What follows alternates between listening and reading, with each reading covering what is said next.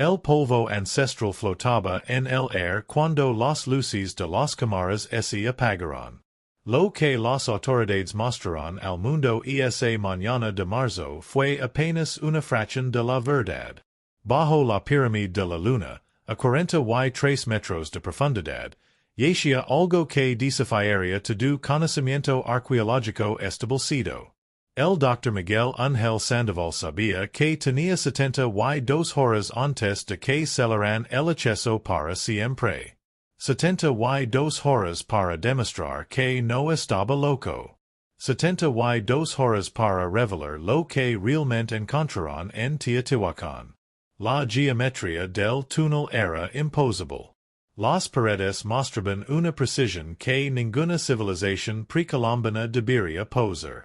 Y en el fondo, grabados en obsidiana pura, había símbolos que no pertenecían a ningún códice conocido. Pero eso no era lo más perturbador. Lo más perturbador era que el túnel seguía descendiendo, más allá de donde cualquier estructura humana debería existir. Hacía algo que el gobierno mexicano había decidido que el mundo nunca debía saber. Si te apasiona descubrir los misterios ocultos de nuestro pasado, suscríbete a este canal y activa la campanita para no perderte ninguna historia. Dale like si quieres saber que encontraron realmente en Teotihuacán, y déjanos en los comentarios que crees que esconde ese túnel. Ahora sí, comencemos con esta historia que cambiará todo lo que creas saber. El sol apenas comenzaba a iluminar las pirámides de Teotihuacán cuando Miguel Ángel Sandoval recibió la llamada que cambiaría su vida. Eran las 6 de la mañana del martes, y el arqueólogo de 38 años acababa de servir su primer café en su departamento de la colonia Roma, en Ciudad de México. El nombre en la pantalla lo hizo dudar antes de contestar. Dr. Ernesto Villalobos, director del Instituto Nacional de Antropología y Historia. Sandoval, necesito que vengas a Teotihuacán ahora mismo. La voz de Villalobos sonaba tensa, casi quebrada. No lames a nadie. No lo digas a nadie. Solo ven. Miguel había trabajado 10 años en el ANH. Sufficient tiempo para saber que Villalobos no era un hombre que se alterara fácilmente. Algo grave había sucedido. Tragó su café de un solo sorbo, tomó su mochila con sus herramientas de trabajo y salió hacia la autopista México Pirámides. El tráfico matutino todavía no colapsaba las vías, permitiendo llegar a San Juan Teotihuacán en menos de una hora. La zona arqueológica estaba acordonada. Patrullas de la Policía Federal bloqueaban todos los accesos, y Miguel reconoció varios vehículos oficiales que normalmente solo aparecen en descubrimientos de máxima importancia. Un guardia lo escoltó directamente hacia una carpa blanca instalada cerca de la pirámide de la luna. Dentro, Villalobos esperaba junto a otras 5 personas. 3 arqueólogos senior que Miguel conoce de conferencias, un ingeniero geólogo y alguien que claramente no pertenecía al mundo académico, un hombre de traje oscuro con actitud militar. Dr. Sandoval, Villalobos lo saludó con formalidad inusual. Hace 3 días, durante los trabajos de conservación en el sector noteste, el georadar detectó una anomalía. Por la noche, confirmamos lo que sospechábamos. Villalobos activó una laptop. En la pantalla apareció la imagen de un escáner tridimensional. Miguel se inclinó para ver mejor. Lo que mostraba la imagen era imposible. Un túnel descendente de aproximadamente 2 metros de diámetro, con paredes perfectamente lisas, que se adentraba en la tierra en un ángulo de exactamente 45 grados. La profundidad marcada en el escáner superaba los 50 metros. Esto no puede ser correcto, Miguel murmuró. Los teotihuacanos no tenían la tecnología para excavar a esa profundidad con esa precisión. Hey mas, intervino la doctora Patricia Ruiz, una de las arqueólogas senior. Logramos introducir una cámara robótica. Las paredes del túnel no muestran marcas de herramientas. Ninguna. Y es como si la roca hubiera sido fundida. El hombre de traje se aclaró la garganta. Soy el coronel Héctor Madrazo, de la Secretaría de la Defensa Nacional. Lo que está a punto de ver está clasificado como información de seguridad nacional. Firmara un acuerdo de confidencialidad antes de proctor. Miguel Sandoval un escalofrío. ¿Seguridad nacional? Esto es un descubrimiento arqueológico. Vea el video primero, ordinó Madrazo, y después de caída se sigue siendo solo arqueología. Villalobos reprodujo el archivo. La cámara descendía por el túnel, iluminando paredes de roca basáltica pulida como espejo. La precisión era sobrecogida. Las paredes mostraban una uniformidad que desafiaba cualquier explicación convencional. Pero eso no era lo más perturbador.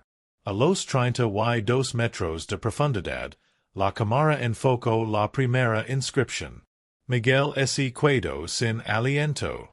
Grabados en la roca, con una profundidad de exactamente 3 milímetros según los sensores, había símbolos que nunca había visto. No eran glifos mayas, ni nahuas, ni de ninguna cultura mesoamericana conocida.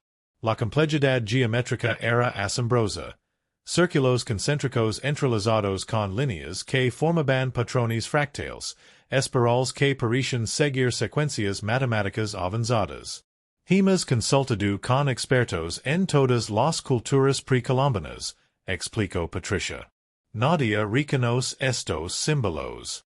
Enviamos imágenes al Departamento de Lenguas Antiguas de la UNAM, al Instituto Smithsoniano, incluso a especialistas en escrituras no descifradas. Nada. Y es como si fuera un sistema de escritura completamente independiente. O anterior, añadió el Dr. Ramiro Ortega, un epigrafista de 60 años. Mucho más anterior. El video continuó. A los 40 metros, los símbolos se volvían más frecuentes, cubriendo completamente las paredes en patrones que parecían repetirse con variaciones sutiles. Y entonces, a los 43 metros, el túnel se abría en una cámara. Miguel se acercó más a la pantalla. La cámara iluminaba un espacio circular de aproximadamente 10 metros de diámetro. En el centro había algo que hizo que su pulso se acelerara.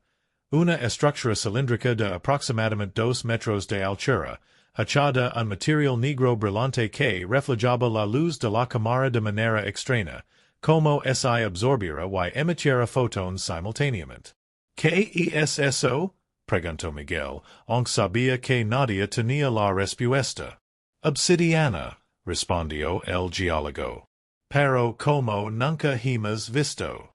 La composición química es correcta, pero la estructura molecular es imposible. Es obsidiana cristalizada en patrones que no pueden formarse naturalmente. Y más. El geólogo tomó el control y adelantó el video. La cámara se acercó a la estructura cilíndrica. Su superficie estaba completamente cubierta de inscripciones similares a las del túnel, pero más elaboradas, más densas. Y en la parte superior, grabado con una profundidad mayor que el resto, había un símbolo que parecía ser una representación del sistema solar. Espir. Miguel entrecerró los ojos. Ese es Neptuno. Y Plutón.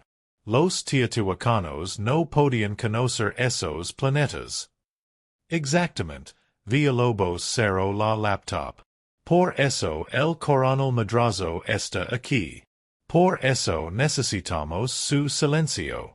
Y por eso lo hemos convocado a usted específicamente, Dr. Sandoval. Miguel lo miró confundido. ¿Por qué yo? Porque hace 5 años, en su tesis doctoral, usted propuso algo que la comunidad académica ridiculizó, que los teotihuacanos poseían conocimientos astronómicos mucho más avanzados de lo que se creía, que la disposición de las pirámides no solo representaba constelaciones, sino mapas celestes completos que incluyen cuerpos que no deberían conocer. Sus colegas lo llamaron pseudocientífico. El comité casi rechaza su tesis. Tuve que reescribir la mitad para que me la aceptaran, admitió Miguel con amargura. Pues resulta que tenía razón. Patricia le puso una mano en el hombro. Y ahora necesitamos que nos ayude a entender qué significa todo esto. El coronel Madrazo se cruzó de brazos. El presidente ha ordenado que este descubrimiento permanezca clasificado indefinidamente. Mañana anunciaremos públicamente que encontramos un túnel de drenaje ceremonial del periodo clásico tardío. Mostraremos los primeros 10 metros, que son los más convencionales. El resto quedará selado. Selado. Miguel se puso de pie abruptamente. Esto podría reescribir toda la historia de Mesoamérica. Del mundo. Precisamente por eso debe permanecer en secreto, Madrazo no cedió. Imagines las implicaciones. Las teorías conspirativas, el caos religioso, el impacto en la identidad nacional. México no está listo para esto. El mundo no está listo para esto, agregó Villalobos en voz baja. Miguel sintió la rabia burbujeando en su pecho. Había dedicado su vida a descubrir la verdad sobre las civilizaciones antiguas, y ahora que finalmente tenía evidencia tangible de que había algo extraordinario en nuestro pasado, le pedían que guardara silencio. No puedo aceptar esto, dijo firmemente. No lo estamos preguntando, respondió Madrazo. Firmara el acuerdo de confidencialidad o será arrestado por comprometer la seguridad nacional. Su elección. Miguel miró alrededor de la carpa. Todos evitaban su mirada excepto Patricia, quien le hizo un gesto casi imperceptible con la cabeza, como diciendo que aceptara por ahora. Ella tenía razón. Si lo arrestaban, no podría hacer nada. Pero si aceptaba, tal vez encontraría una manera. Está bien, Miguel exhaló. Firmaré. Los siguientes 2 días fueron los más intensos de la vida de Miguel. El equipo seleccionado, solo 7 personas en total, trabajaba en turnos de 12 horas documentando cada centímetro del túnel antes del selado definitivo. Miguel había sido asignado al análisis de las inscripciones junto a Ramiro Ortega y una lingüista computacional llamada Andrea Montoya, quien había traído equipo especializado para crear modelos tridimensionales de cada símbolo. Era medianoche del jueves cuando Miguel descendió nuevamente al túnel. La escalera temporal que habían instalado chirriaba con cada paso. A su alrededor, las paredes pulidas reflejaban la luz de su lámpara frontal creando patrones hipnóticos. Cada vez que bajaba, sentía una sensación extraña, como si el túnel mismo estuviera vivo, observándolo. En el fondo, Ramiro trabajaba meticulosamente fotografiando las inscripciones de la estructura cilíndrica. El anciano arqueólogo había traído todo su equipo personal, décadas de experiencia condensadas en maletas de instrumental óptico y químico. Miguel, tienes que ver esto. Ramiro lo llamó sin levantar la vista de su microscopio portátil. Miguel se acercó. Ramiro había tomado una muestra microscópica de uno de los surcos grabados en la obsidiana. En la pantalla del microscopio, ampliado 1000 veces, el corte mostraba una precisión imposible. Los bordes del grabado eran perfectamente rectos a nivel molecular. Ninguna herramienta antigua podría lograr esto, Ramiro murmuró. Ni siquiera las herramientas modernas. Este nivel de precisión solo se logra con láser industrial de alta potencia. Hace 1500 años, Miguel completó la frase. Mínimo. Las pruebas de carbono, 14 de los sedimentos del túnel indican que fue excavado entre el año 100 y 300 de nuestra era. Pleno apogeo Teotihuacano. Miguel se sentó en el suelo de la cámara, abrumado. Cada dato que descubrían hacía la situación más imposible. No solo la precisión del túnel, no solo los conocimientos astronómicos avanzados, sino también la composición del material, la perfección de los grabados, todo apuntaba a una tecnología que no debería existir. ¿Qué crees que es esto realmente? Preguntó Miguel a su mentor. Ramiro guardó silencio largo rato antes de responder. He dedicado 40 años a la arqueología mesoamericana. He excavado en Palenque, Tikal, Monte Alban, Teotihuacán. Quería conocer a estas civilizaciones. Pero esto. Sonolo la estructura cilíndrica, esto no es Teotihuacano. No es de ninguna cultura que conozcamos. Entonces, ¿de quién es? Esa es la pregunta que madrazo no quiere que hagamos. Ramiro se quitó los lentes para limpiarlos. Porque cualquier respuesta que demos va a ser incómoda. Andrea Montoya bajó por la escalera lavando su laptop.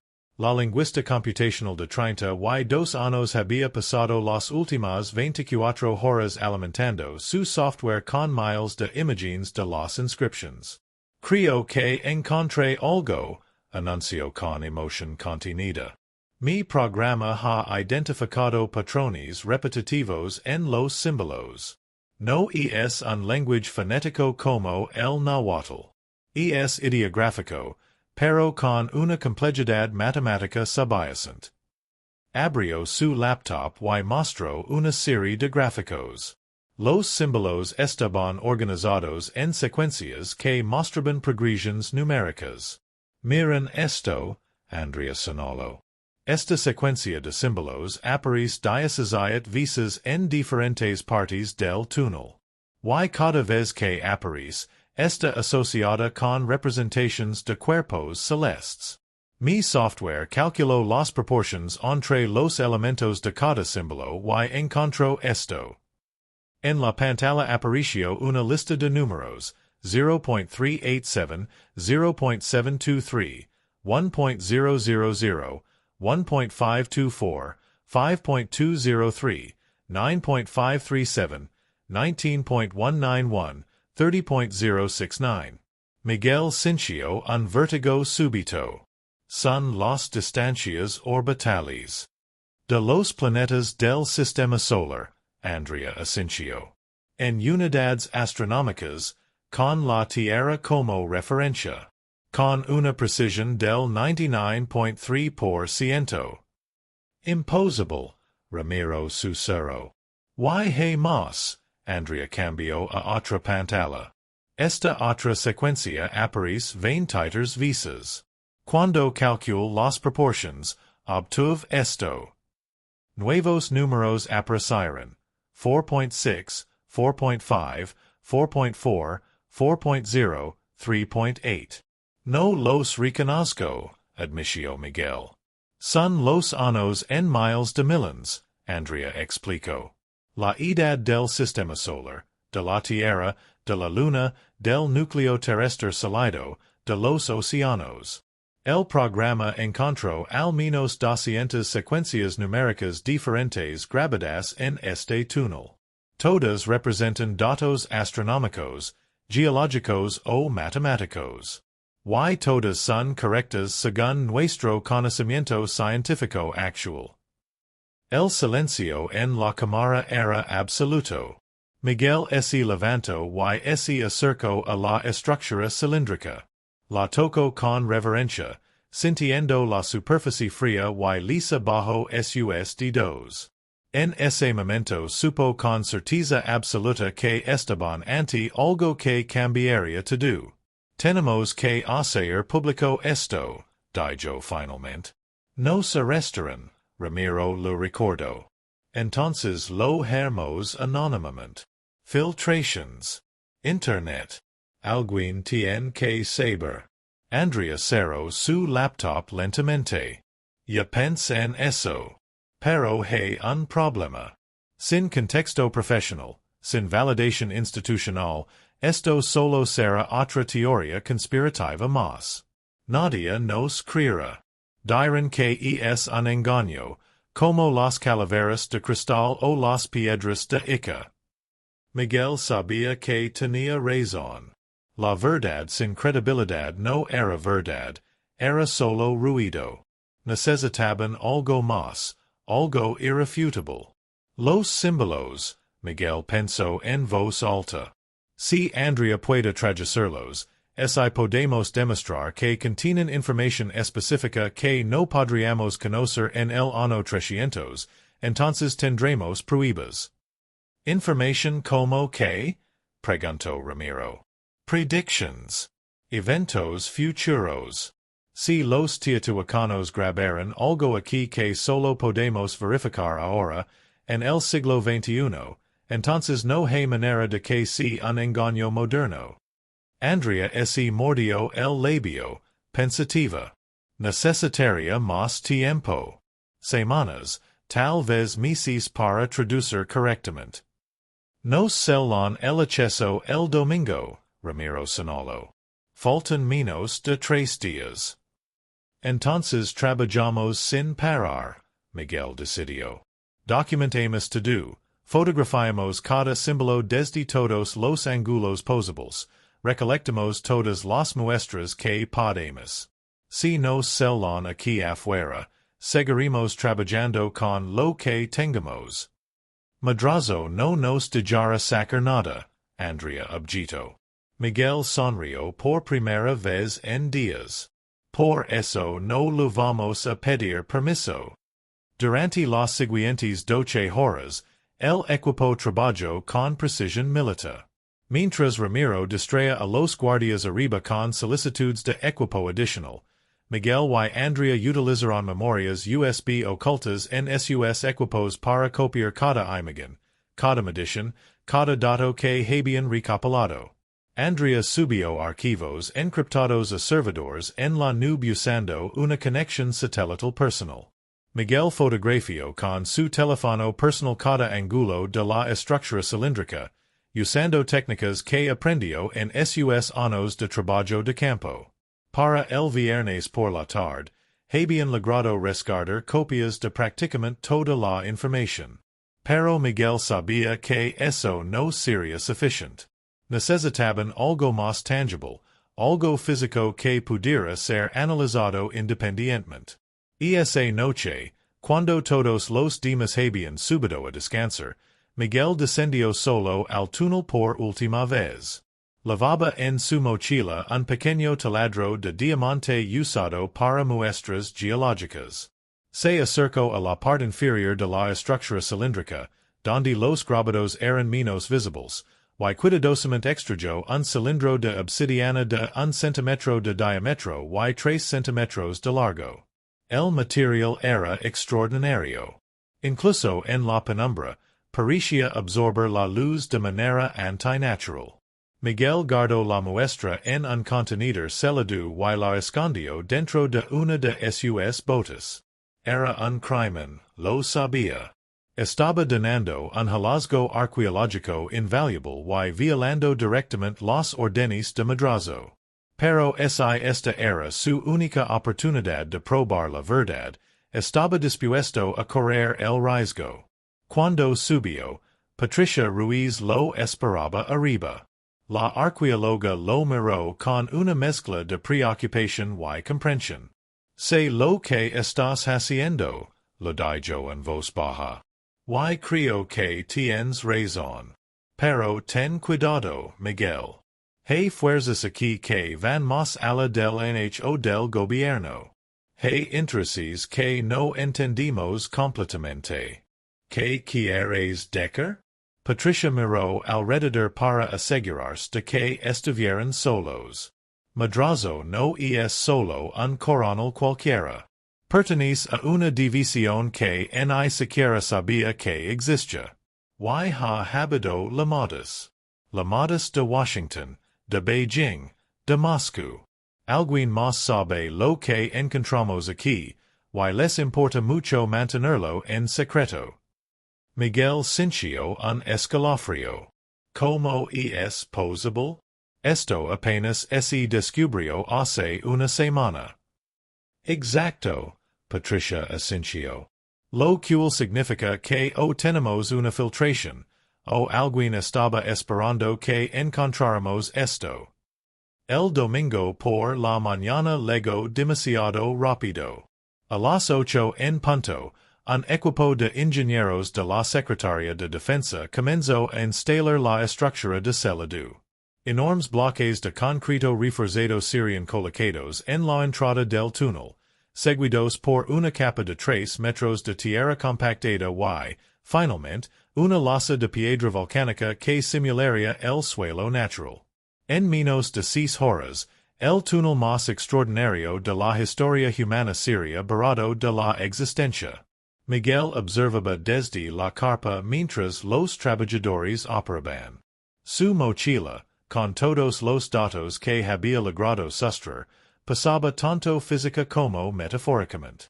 Junto a él, Ramiro fumaba un cigarro, un hábito que había abandonado 10 años atrás pero que había retomado esa semana. Van a salir con la suya, Ramiro dijo amargamente. Y nosotros solo podemos ver. Villalobos se acercó a ellos con expresión sombría. El director del INAH parecía haber envejecido 10 años en una semana. Quiero que sepan que Pili, les dijo. Habl con el secretario de Cultura, con asesores del presidente, incluso intent contactar a la UNESCO. Pero las órdenes vienen de muy arriba. Esto está decidido. ¿Por qué? Miguel lo encaró. Dame una razón real. ¿Por qué el gobierno está tan desesperado por ocultar esto? Villalobos bajó la voz. El viernes, un equipo de físicos del Sinvastav analizó muestras de la obsidiana de la estructura cilíndrica. Encontraron algo que no deberían haber encontrado. ¿Qué cosa? Isótopos radioactivos que no existen naturalmente en la Tierra. Elementos que solo se creen en laboratorios de física de partículas de alta energía. Y más. Detectaron una forma magnética residual que sugiere que esa estructura estuvo expuesta a campos electromagnéticos intensísimos, del orden de los que se generan en aceleradores de partículas. Miguel sintió que el suelo se movía bajo sus pies. Eso es imposible. Todo sobre este descubrimiento es imposible. Villalobos se frotó los ojos cansados. Ese es precisamente el problema.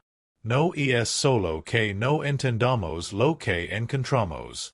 Es que cada dato nuevo hace que todo sea más incomprensible. Los físicos me dijeron que si publicamos esto, vamos a tener que reescribir no solo la historia, sino también la física básica. Entonces hay que reescribirla, insistió Miguel.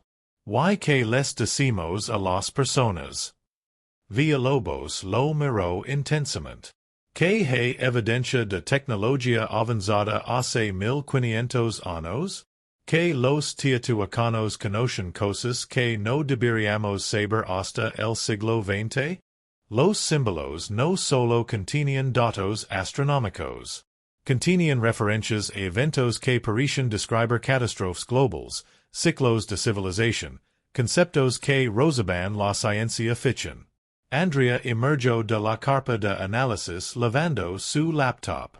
Su rostro mostraba una mezcla de excitación y terror. Termin una traducción preliminar de la secuencia principal, anuncio. Necesitan ver esto. Se reunieron alrededor de su computadora.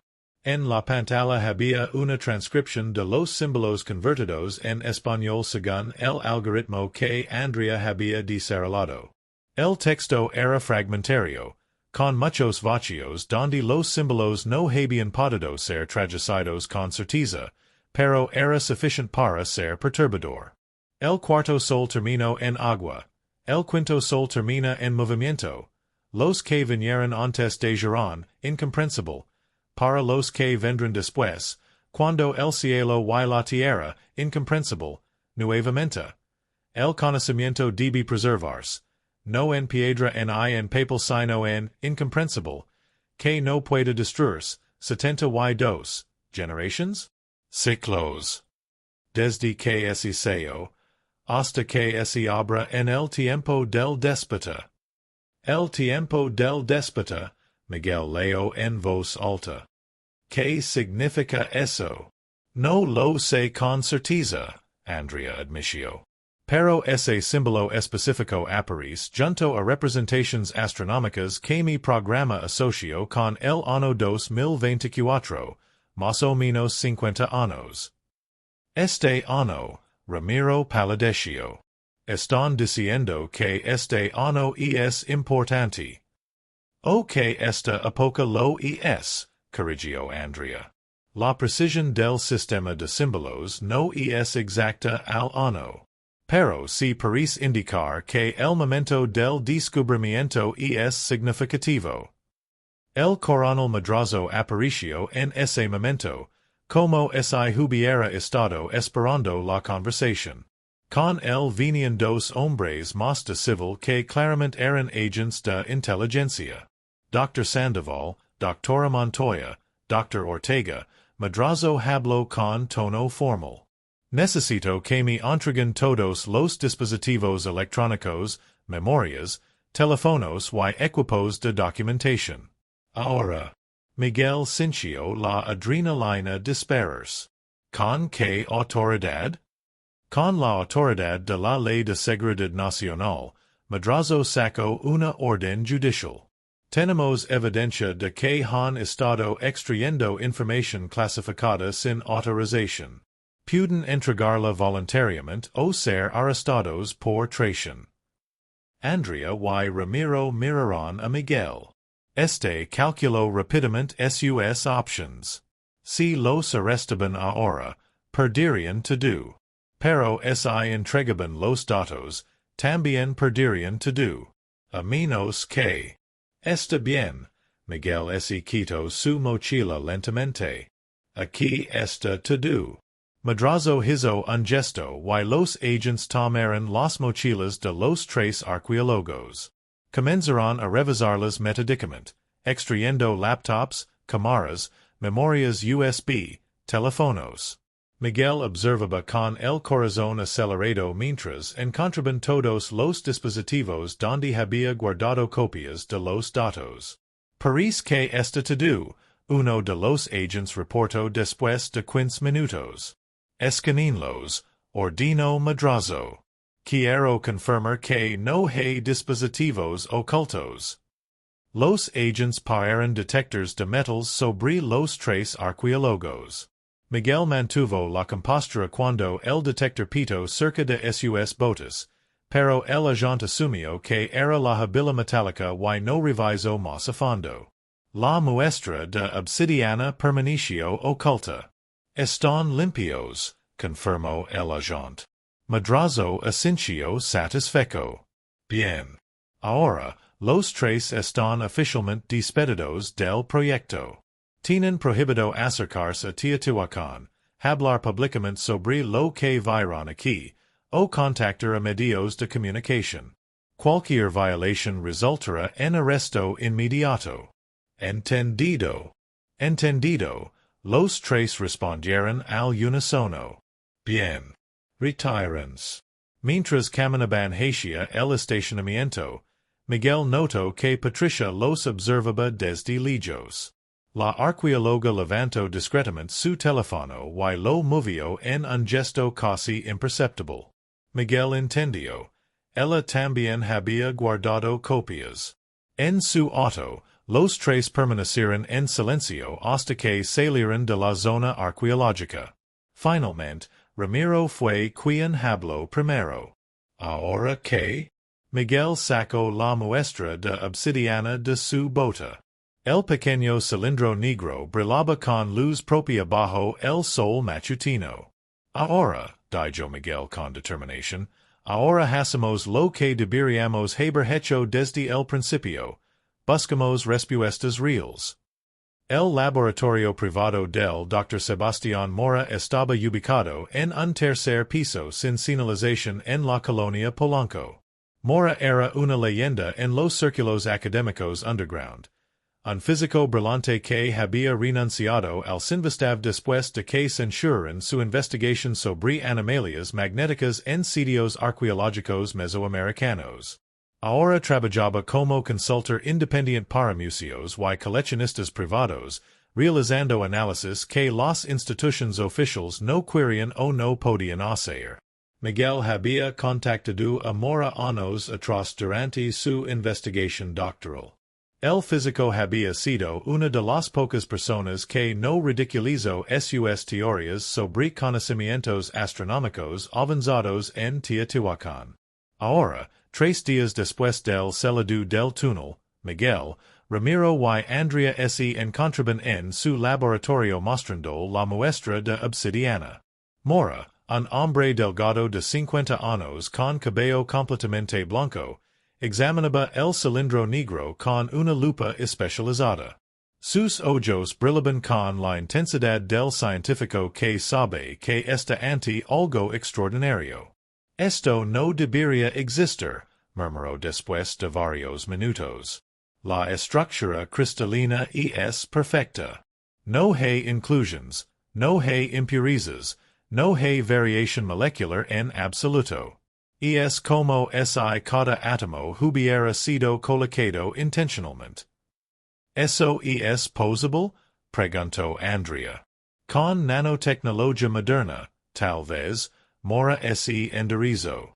Pero incluso entonces, sería increíblemente difícil y costoso. Y esto tiene 1500 años.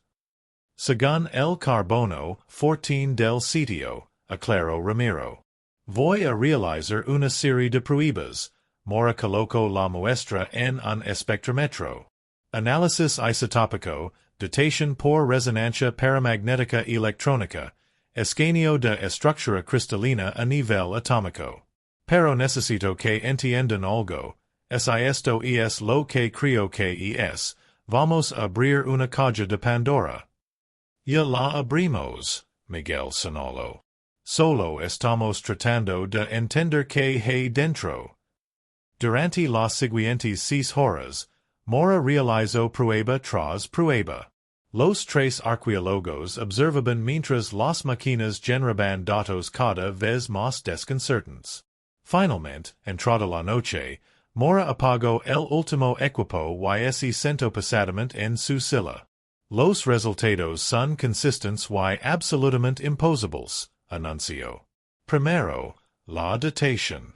La estructura cristalina de la obsidiana surgir que se formó hace aproximadamente 1400 años, consistent con el periodo teotihuacano. Pero aquí está el problema.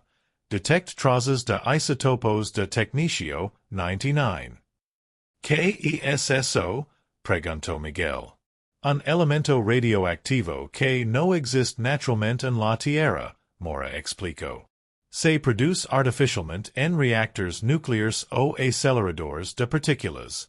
Tiene una vida media de 211,000 años, así que si está presente, significa que la muestra estuvo expuesta a procesos nucleares en algún momento. Hace 1400 años, Andrea completó la frase, incrédula. Segundo, Mora continuó, la estructura molecular muestra evidencia de haber sido sometida a presiones extremas, del orden de gigapascales, y temperaturas superiores a 3000 grados Celsius. Pero no hay daño térmico. Es como si el material hubiera sido procesado bajo condiciones que deberían destruirlo, pero de alguna manera mantuvo su integridad perfecta. como es posible? Ramiro preguntó lo que todos pensaban. No lo sé, Mora admitió. Pero hay algo más. Cuando pase la muestra por el magnetómetro, detecta un campo residual. Débil, pero definitivamente presente. Calcula la intensidad original del campo basandome en la degradación magnética esperada durante 1400 años. Hizo una pausa dramática. La intensidad original habría sido de aproximadamente 20 teslas. Para contexto, eso es 400,000 veces más fuerte que el campo magnético de la Tierra. Los imanes más poderosos que tenemos actualmente producen alrededor de 45 teslas, y requieren instalaciones del tamaño de edificios.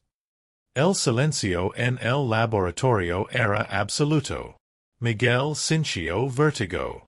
Cada dato, cada análisis, cada descubrimiento los alejaba más de cualquier explicación racional. Hey, una última cosa.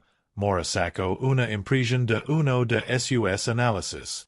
Cuando estudié los grabados microscópicos en la superficie, encontré que no fueron hechos por abrasión mecánica. Fueron hechos por remoción atómica selectiva. Cada surco tiene exactamente 3 microns de profundidad, y la remoción del material ocurrió átomo por átomo en un patrón perfectamente uniforme.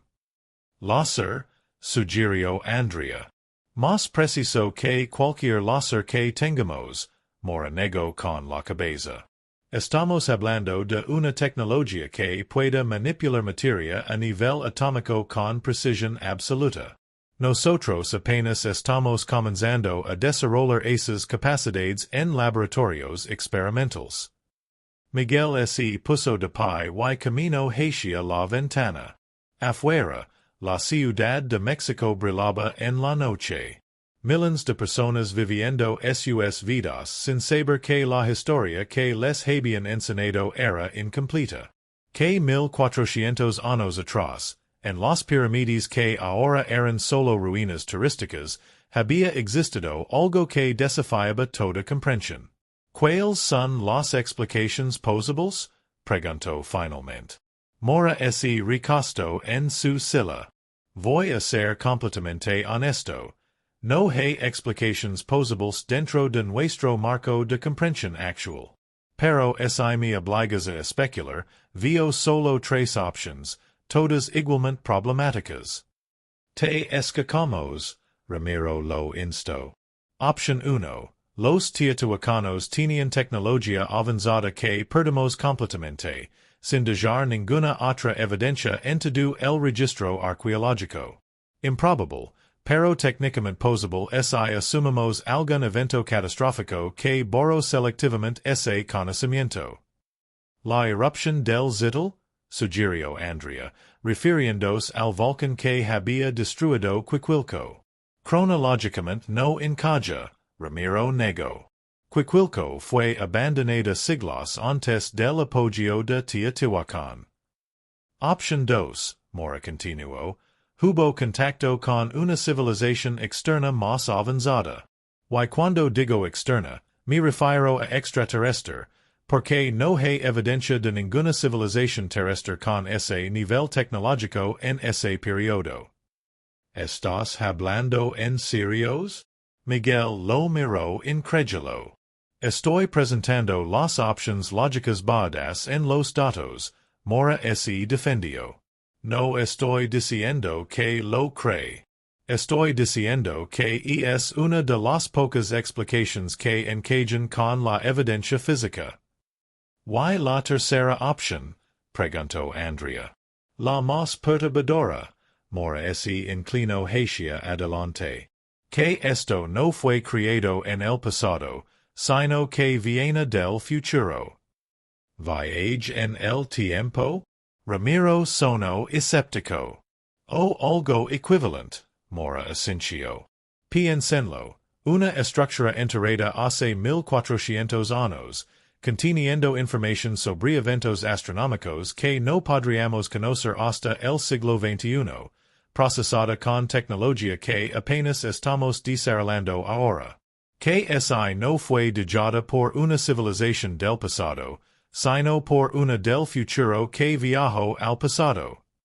Miguel sintió que su mente se estaraba tratando de procesar las implicaciones. Toda su vida había creído en la arqueología como una ciencia sólida, basada en evidencia tangible y métodos probados. Ahora se encontraba discutiendo viajes en el tiempo y contacto extraterrestre como si fueran hipótesis científicas legítimas. Necesitamos más evidencia, dijo finalmente. Una sola muestra no es suficiente. Necesitamos acceso al túnel completo. Esta se la du, lo recordó Ramiro. 3 metros de concreto y tierra.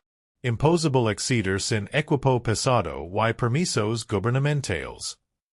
No necesariamente, Andrea había estado escribiendo en su laptop. Antes de que nos confiscaran todo, envié los datos del georadar a un contacto en la UNAM. Me acaba de responder.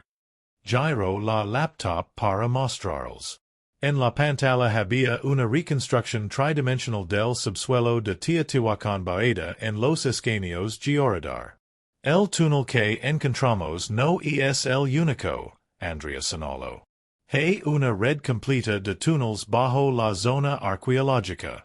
Algunos son conocidos, los usados por los teotihuacanos para drenaje ceremonial. Pero hay otros que nunca han sido explorados. Amplió una sección del mapa. Miren aquí. Hay otro túnel, aproximadamente 200 metros al sureste del que celeran. El georadar muestra que desciende a la misma profundidad y parece conectarse con el sistema principal. Y lo mejor, tiene una entrada accesible en una sección que está fuera de la zona vigilada. ¿Estás sugiriendo que nos infiltremos ilegalmente en Teotihuacán? Ramiro parecía horrorizado y emocionado al mismo tiempo. Estoy sugiriendo que ejercemos nuestro derecho como científicos a investigar la verdad, Andrea corrigió.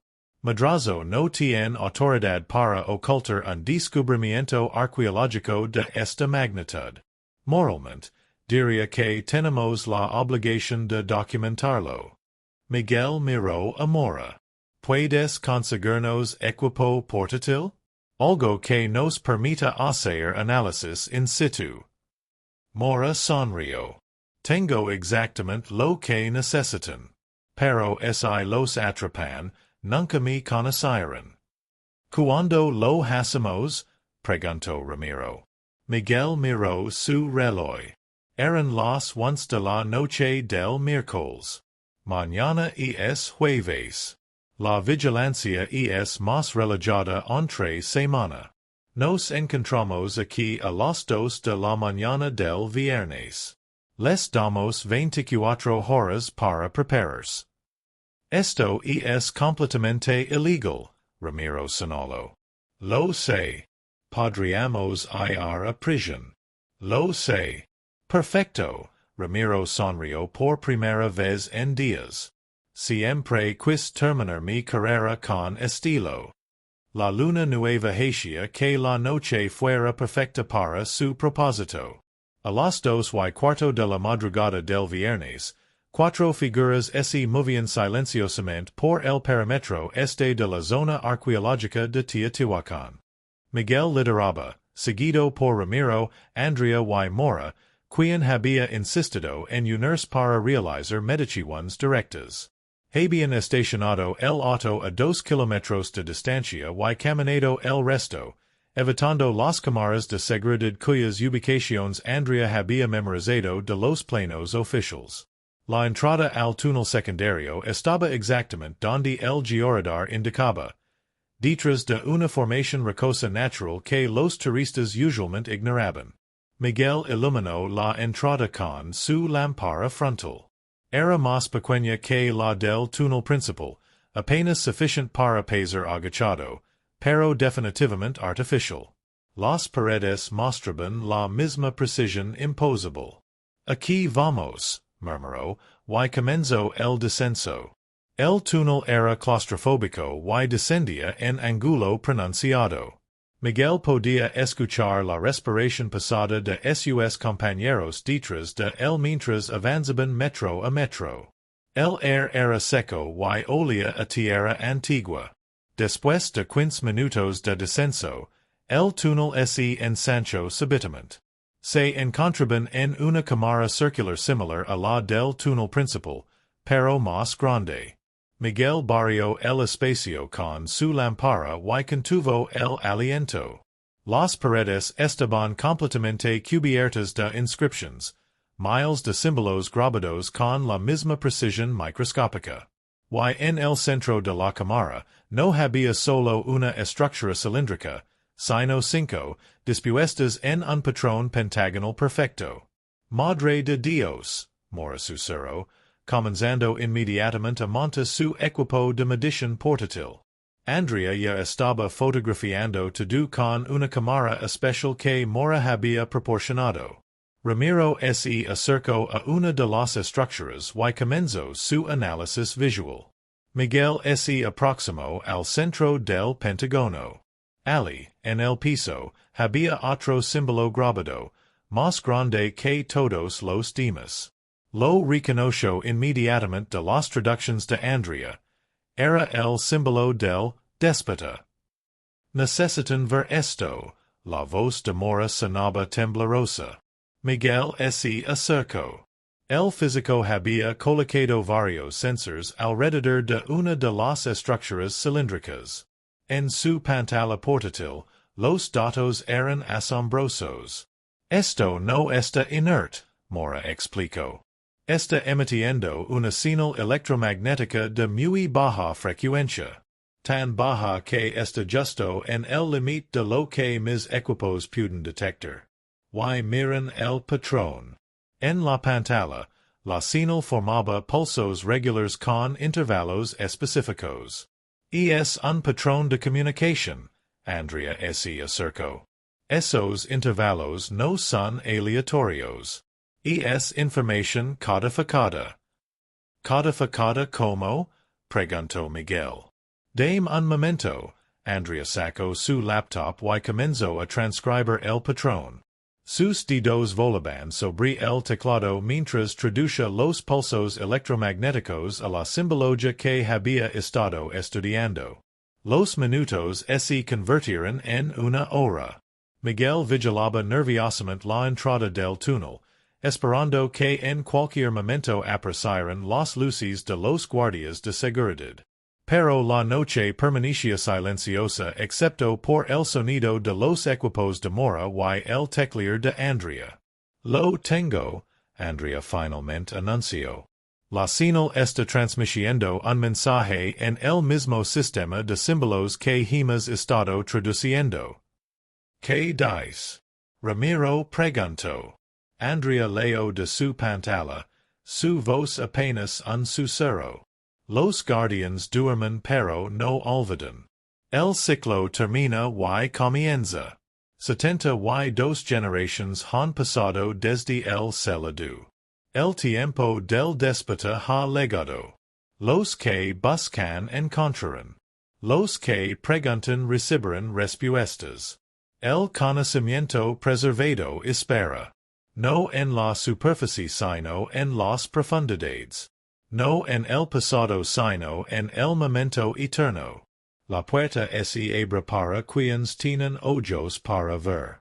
La puerta. Miguel miró alrededor. ¿Qué puerta?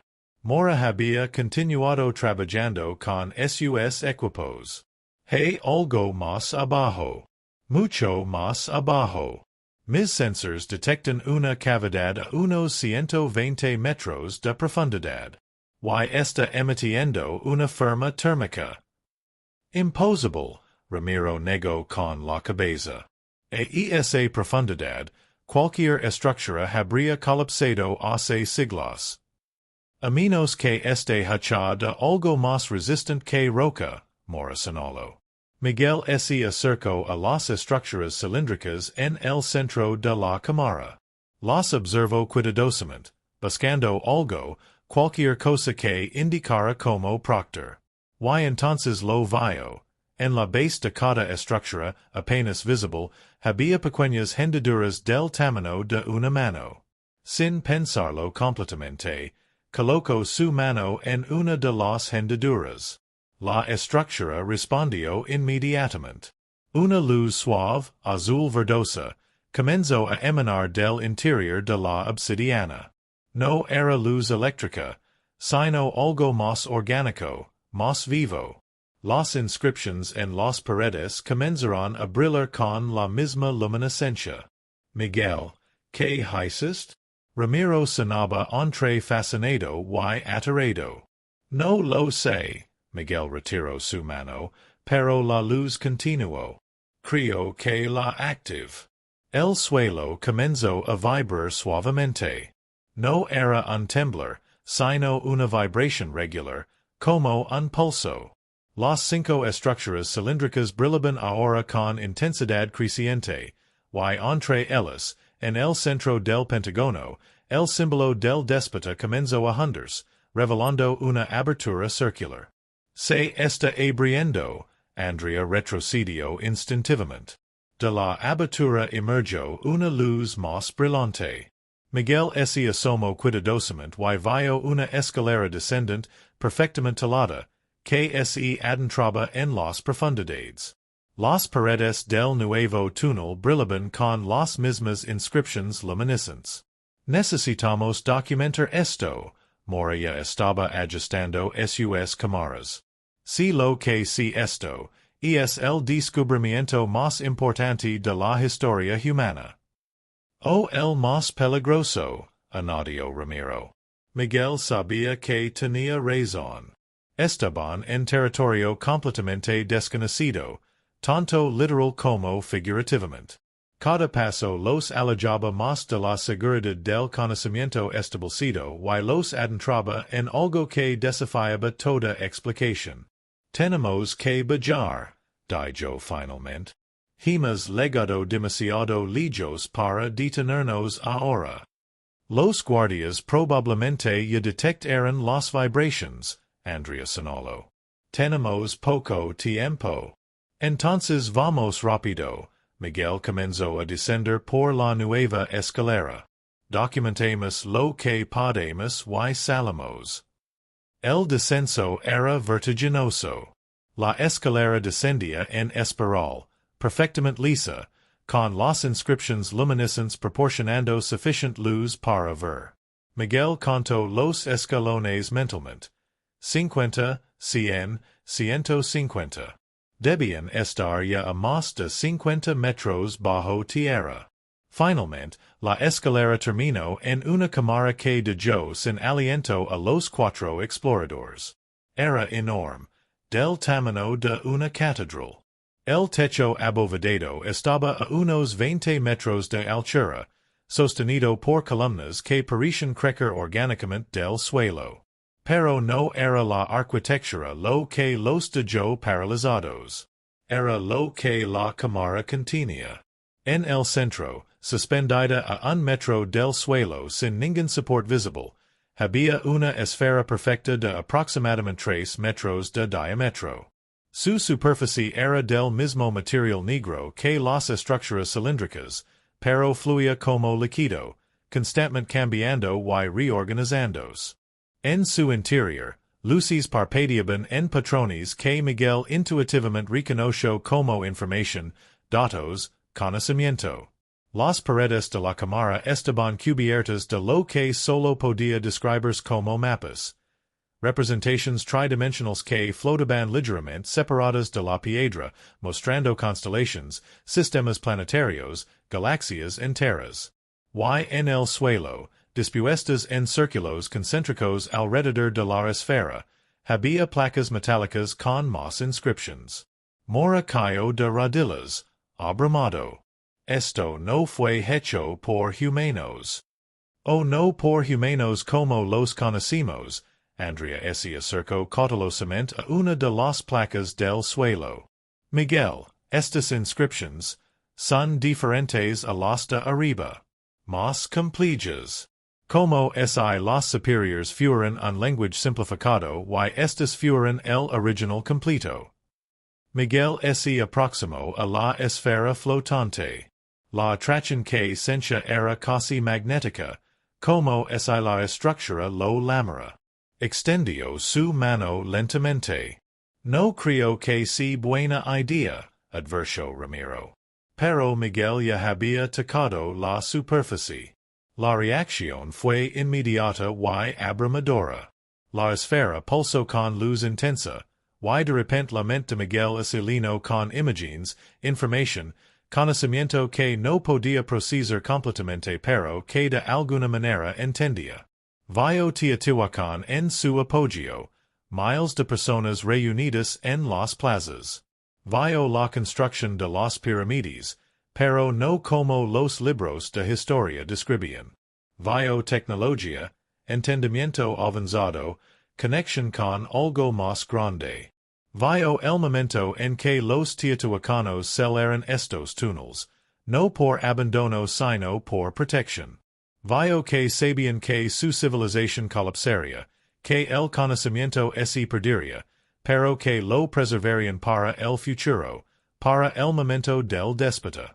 Vio que ese momento era ahora. La esfera lo mostró que no estaban solos, que nunca habían estado solos. Que a lo largo de la historia humana había habido momentos de contacto, de transferencia de conocimiento, de guía sutil. Que las pirámides de Egipto, de Perú, de China, de México, no eran coincidencias sino parte de una red global de preservación. Y le mostró lo más importante, que la humanidad estaba al borde de un salto evolutivo. Que el siglo XXI sería el momento de la revelación, cuando todo el conocimiento oculto emergiría simultáneamente en diferentes partes del mundo. Que Teotihuacán era solo un nodo en una red mucho más grande. Cuando Miguel finalmente retiró su mano, cayó de rodillas, lágrimas corriendo por su rostro. Miguel, ¿qué viste? Andrea se arrodilló junto a él. Todo, Miguel susurró. Lo six todo. Why no podemos detener esto? No debemos detenerlo. Arriba, escucharon voces y pasos. Los guardias habían legado. Tenían minutos, tal vez segundos. Tenemos que irnos, Mora los instó. No, Miguel se puso de pie con determinación renovada. Ustedes váyanse. Yo me quedo. ¿Estás loco?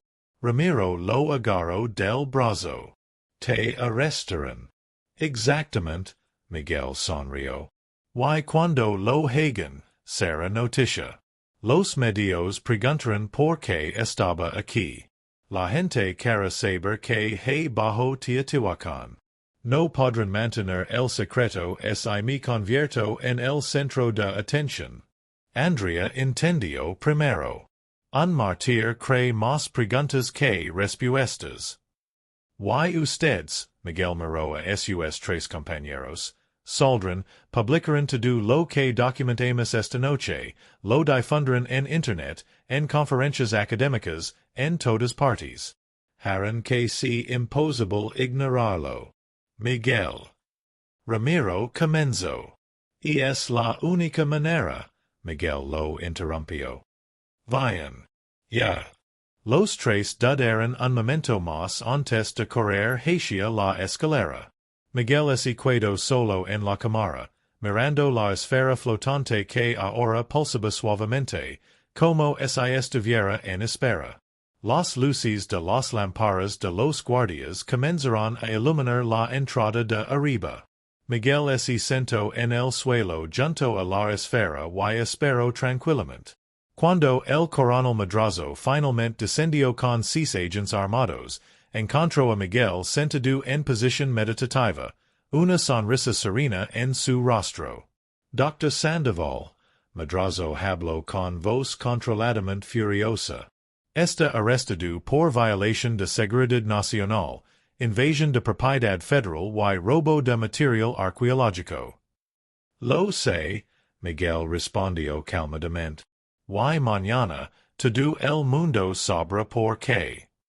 Madrazo miró alrededor de la cámara, viendo por primera vez la magnitud de lo que habían descubierto. Su expresión se transformó de furia a algo más parecido al terror. Esto cambia todo, susurró. Sí, Miguel asintió. Y ya no pueden detenerlo. Mientras los agents lo esposaban y lo levaban hacia arriba, Miguel miró hacia atrás una última vez. La esfera pulsó con luz brillante, como un adiós, como una promesa. El tiempo del déspota había llegado. Y nada volvería a ser igual. Y así termina esta historia que nos recuerda que la verdad siempre encuentra su camino, sin importar cuánto tiempo esté oculta.